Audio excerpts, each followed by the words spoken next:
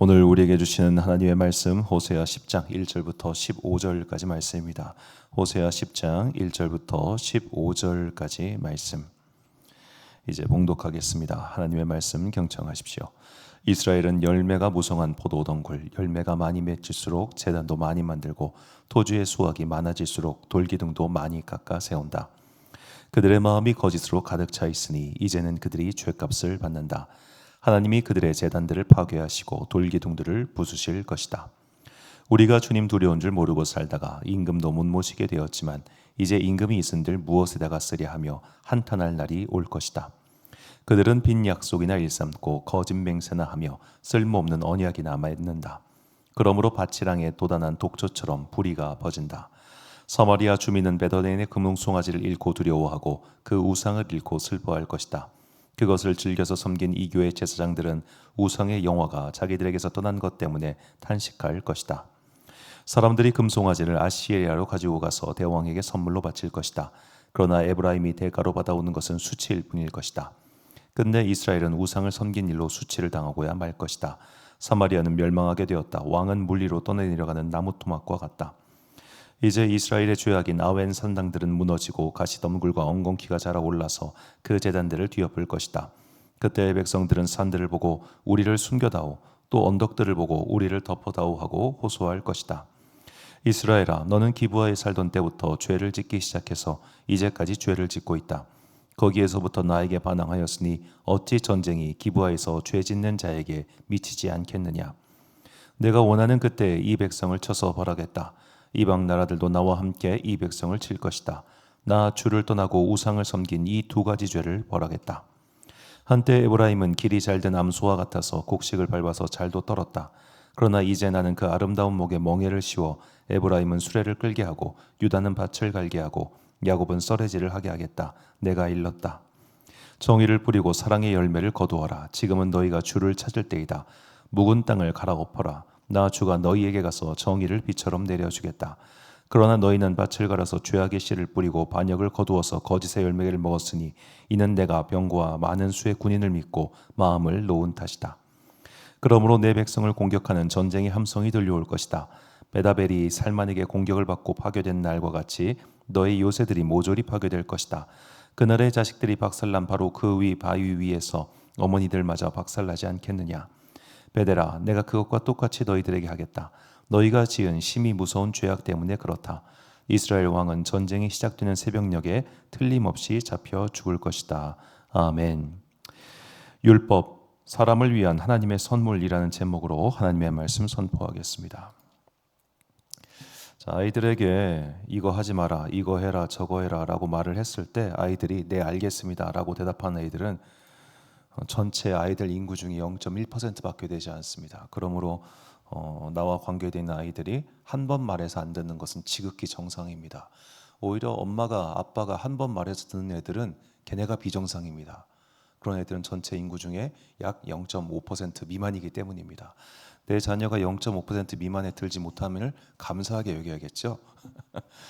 자, 이렇게 사람은 누군가가 자신을 위해 조언을 할 때, 특히 이제 어른들 먼저 산 사람이 조언을 할 때 그것을 잘 듣지 않습니다. 그냥 자기 나름대로의 방식이 있어요. 나에게는 나의 생각이 있어요라고 하면서 그냥 그 말을 흘려듣죠. 저도 지금까지 살면서 여러 사람들의 여러 조언을 참 흘려들었습니다. 제가 군대에서 이제 장교 생활할 때 그 당시 제 연봉이 소위 연봉이 한 2,100만 원에서 2,300만 원 정도 이렇게 했었는데 그때 이제 저 위에 그 소령 상관이 그분이 참 부동산에 관심이 많으셨어요. 임관 하자마자 저한테 그러더라고요. 야, 너 대출 받아. 대출 받아서 아파트를 사. 그러시는 거예요. 근데 저는 그때 24살 때 평생 대출이라는 걸 받아본 적이 없어요. 그러니까 대출은 곧 인생 패망의 지름길. 왠지 그런 이상한 생각이 있어가지고 대출 받으라는 말이 뭐야, 사기꾼이야? 약간 이렇게 들렸던 거예요.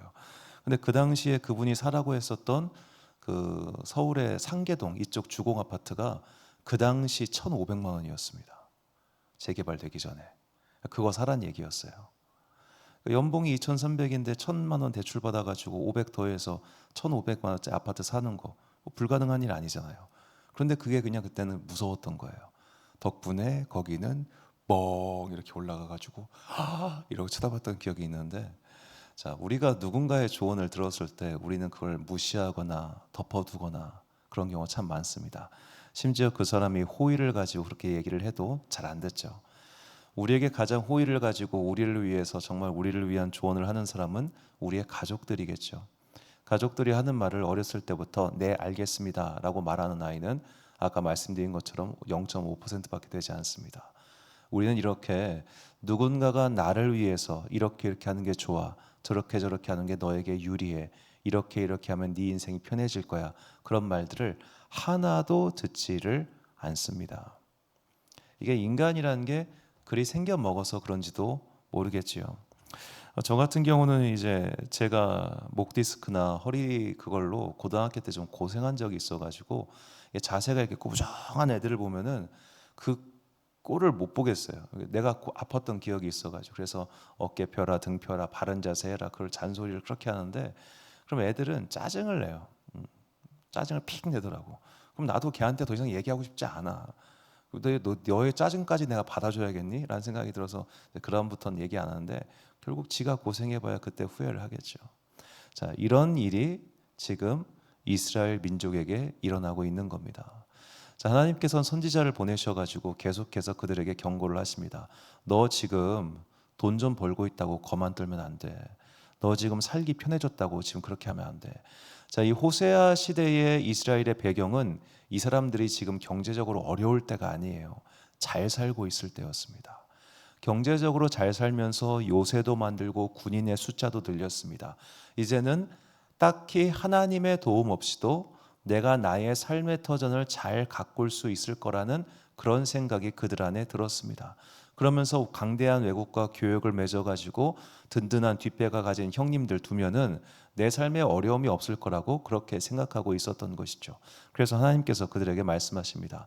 본문 1절과 2절 말씀을 보니까 이스라엘은 열매 맺는 무성한 포도나무라. 그 열매가 많을수록 재단을 많게 하며 그 땅이 번영할수록 주상을 아름답게 하도다. 그들이 두 마음을 품었으니 이제 벌을 받을 것이라. 하나님이 그 재단을 쳐서 깨뜨리시며 그 주상을 허시리라. 자, 그들이 잘 살게 되었습니다. 그렇게 잘 살게 되니까 그때부터 요즘 말로 뻘짓하고 다녔다는 겁니다. 이상한 짓 많이 하고 그 돈으로 정말로 선한 일을 하는 것이 아니라 오히려 악한 일을 하기에 급급했다는 거죠. 그래서 하나님께서 지금 너희들이 무언가를 하면 할수록 나쁜 짓만 하고 있어 라는 것을 계속해서 호세아 선지자를 통해서 강조하고 계십니다. 우리가 그런 경우 있죠. 뭘 하면 할수록 일이 꼬이는 경우 말입니다. 나는 나름대로 열심히 무언가를 시작했고 무언가를 하고 있는데 그 일이 진행되면 지낼수록 일도 안 되고 관계도 꼬이고 다 모든 게 망가지는 그런 거. 지금 이스라엘이 하는 행동이 그렇다는 겁니다. 왜냐하면 그들의 마음속에 선한 것이 아니라 악한 것, 자신의 욕심, 욕망 등 악한 것이 들어와 있기 때문에 그들이 무언가를 하면 할수록 계속해서 나쁜 결과들만 나온다는 것이죠. 그래서 하나님께서는 선지자를 통해서 이렇게 말씀하십니다. 본문 12절 말씀. 너희가 자기를 위하여 공의를 심고 인애를 거두라. 너희 묵은 땅을 기경하라. 지금이 곧 여호와를 찾을 때니 마침내 여호와께서 오사 공의를 비처럼 너희에게 내리시리라. 아멘. 여기서 우리가 주목할 것은 자기를 위하여라는 말입니다. 자기를 위하여. 하나님께서는 야, 너희는 나를 창조하기 위해서 지었어. 그러니까 너희는 나를 위해서 살아야 돼. 나를 위해서 이 일을 해. 그런 말씀하지 않으십니다. 내가 지금 너희에게 시키는 모든 것은 다 너희 잘 되라고 하는 거야. 너희의 행복을 위해서야. 너희를 지키기 위해서야. 너희가 진짜 잘 살기를 바라기 때문이야. 이것이 하나님의 마음입니다. 하나님께서는 장난감 나라를 만든 다음에 그 장난감들이 자기를 위해서 재밌게 돌아가는 거 구경하고 싶어서 우리를 만드신 게 아니에요. 하나님께서는 우리와 함께 더불어 사랑하시기 위해서 우리를 창조하신 겁니다. 만약 하나님께서 그저 기계처럼 움직이면서 하나님에게 딱 맞는 그런 것들을 만드시고자 하셨다면 우리한테서 자유의지라는 걸 제거하셨어야 돼요. 그냥 그거 없이 그냥 무슨 강아지들 마냥 자, 손 하니까 손, 해 하면 해, 이렇게 하니까 턱 이거 하는 것처럼 그렇게 자유의지 없이 조건반사로 움직이게 그렇게 만드셨어야 될 거예요. 그런데 하나님께서는 우리에게 자유의지를 주셨습니다. 그 자유의지는 심지어 하나님의 뜻을 거스를 수도 있을 것까지의 큰 자유였습니다. 그 자유를 주신 이유는 진정한 사랑과 교제를 위해서죠. 만약 우리가 누군가와 함께 살고 있는데 그 누군가가 나를 되게 폭력적으로 대해요. 강압해요. 억압해요. 자기 뜻대로 하지 않으면 승질을 내요. 그래서 그 뜻에 맞춰줬어요. 그렇게 사는 게 행복합니까? 그렇게 사는 게 인간다운 삶입니까? 아무도 그렇게 이야기하지 않을 겁니다. 하나님은 우리가 인간답게 살기를 바라시기 때문에 우리에게 자유의지를 주신 것이고 그 자유의지를 가지고 하나님을 따르는 자들을 찾으십니다.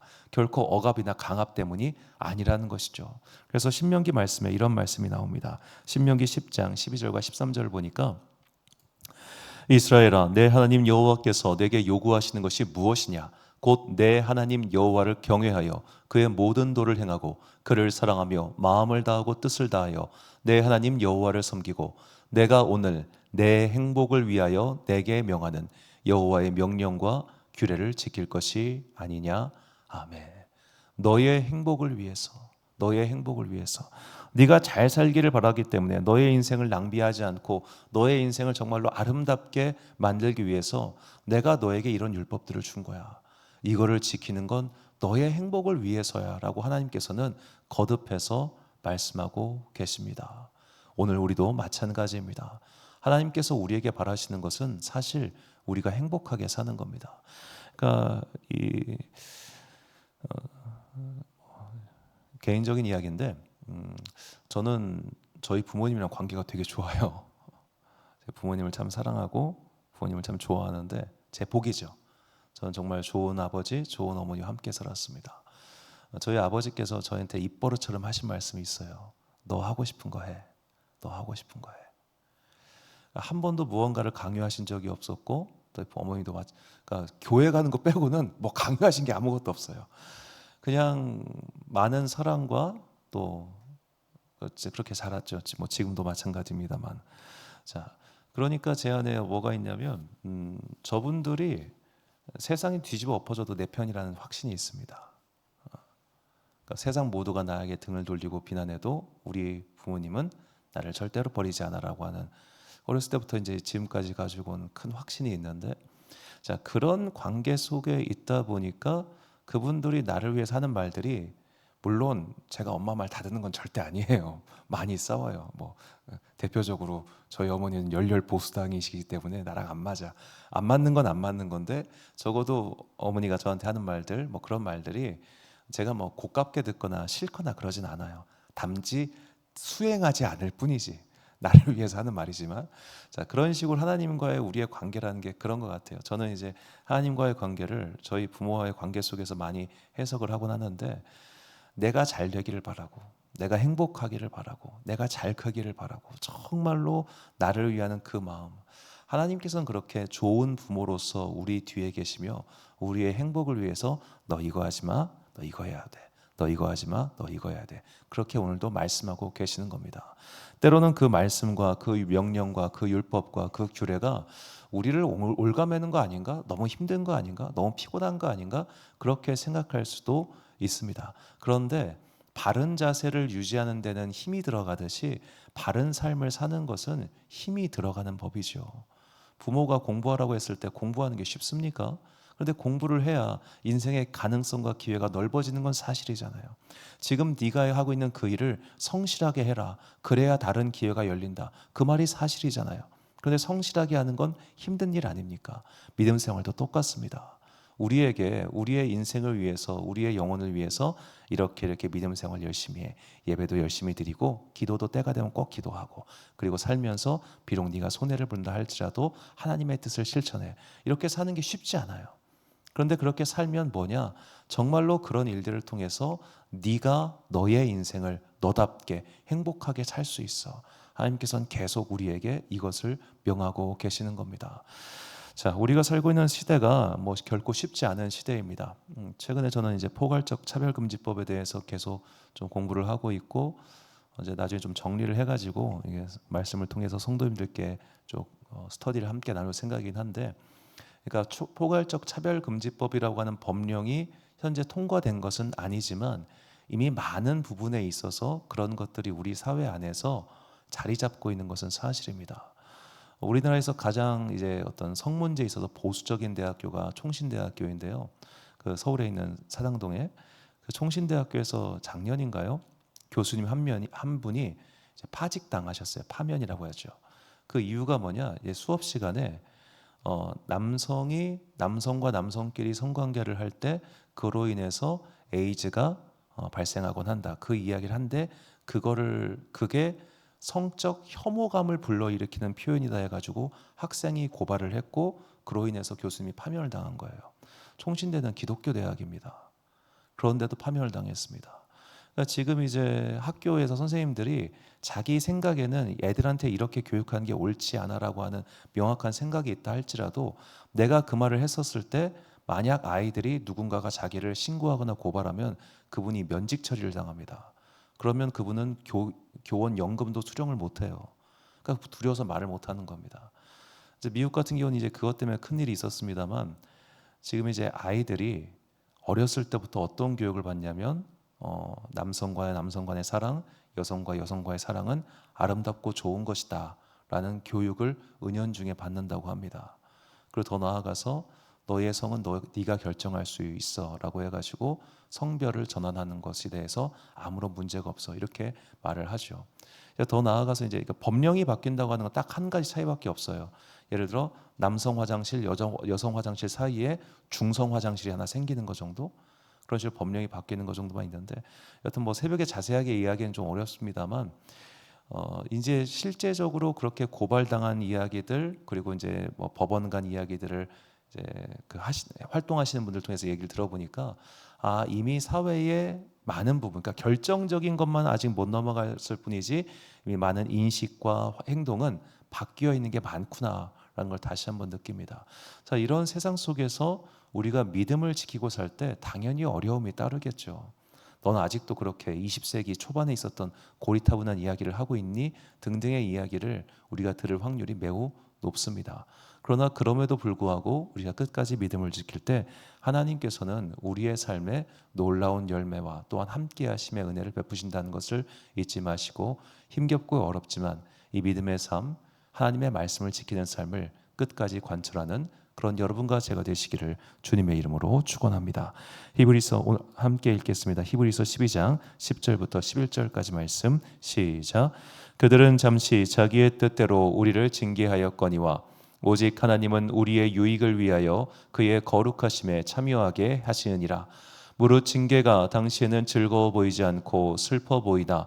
후에 그로 말미암아 연단받은 자들은 의와 평강의 열매를 맺느니라. 아멘. 사랑하는 지혜 빛 광성교회 성도 여러분, 그리고 이 새벽 함께 깨우고 계신 귀한 주님의 자녀 여러분, 하나님께서 우리에게 지키라고 하신 명령들은 우리의 행복을 위한 하나님의 마음이 담겨 있다는 것을 잊지 마십시오.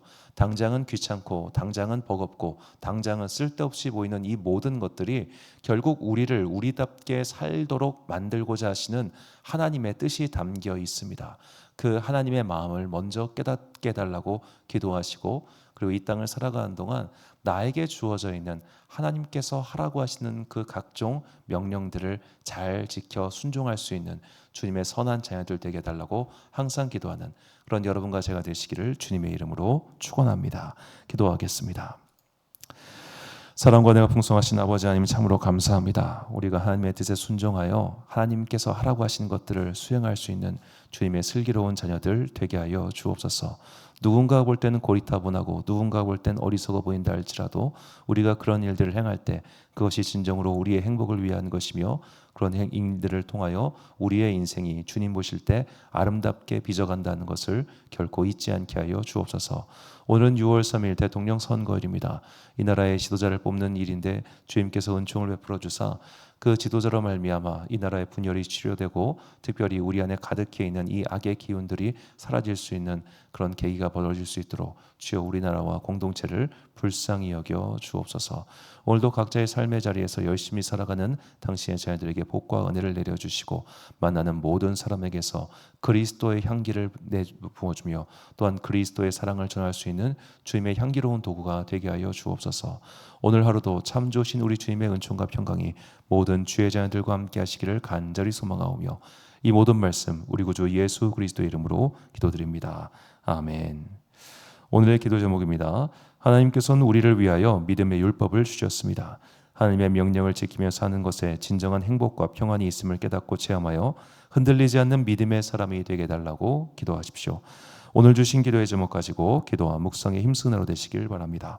기도하겠습니다.